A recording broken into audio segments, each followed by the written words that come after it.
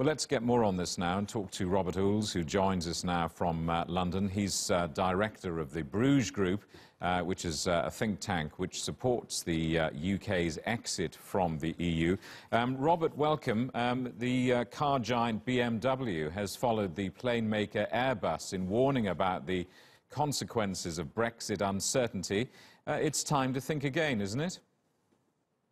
Well, it's very interesting how Airbus, which receives a lot of money, around £16 billion, 22 billion euros from the European Union, is calling for Britain to remain in the customs union and the single market. This has all been coordinated to fit with today's march, which is an attempt, openly an attempt, to undermine the Brexit result that took place 2 years ago now. The British people voted to leave the European Union, and this result should be respected. Of course, BMW and Airbus were making all kinds of predictions during the referendum campaign, warning of doom, economic dire consequences. The reverse happened. We actually had a drop in unemployment, and Britain has its highest rate of employment in history and the lowest level of unemployment since the 1970s. We need to welcome the fact that this referendum took place 2 years ago now and respect the result. If, as Liam Fox has said, the UK government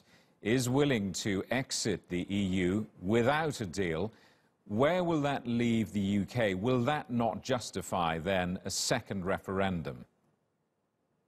Well, people voted to leave 2 years ago, and there was overwhelming support for the first referendum. It was voted on through the House of Commons and the House of Lords. It became law. We were told that this would be the final say. The result took place. Then, of course, Parliament gave the government the power to take Britain out of the European Union under Article 50. We had a general election where 80% of the MPs were not only elected on a mandate of taking us out of the EU, but also out of the single market and out of the customs union. It would be illogical for them to go back on that, especially as they've just passed the European Union withdrawal bill, which cancels the treaty that took us into the European Union in 1972. It cancels the European Communities Act.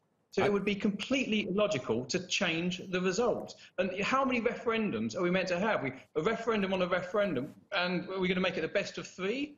Or the best of 5, or the best of 7. We were told the referendum 2 years ago would be the final say.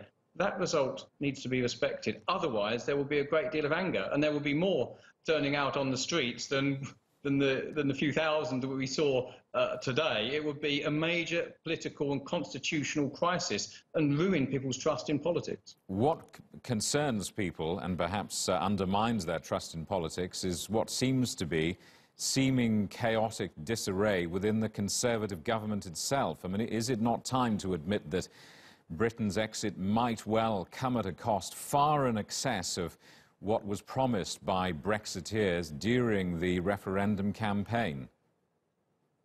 Well, during the referendum campaign, we heard a whole host of scare stories which didn't turn out to be correct. In fact, the reverse happened.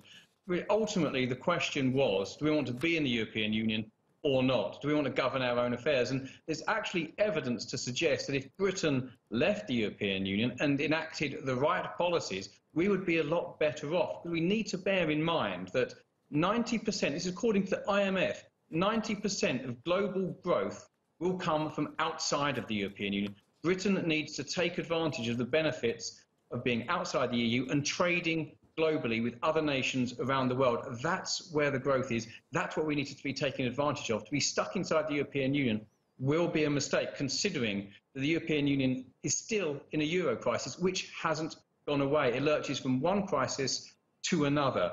But what we need to do is exit the European Union and go into the world. Robert Oulds, live in London. Thank you very much for joining us.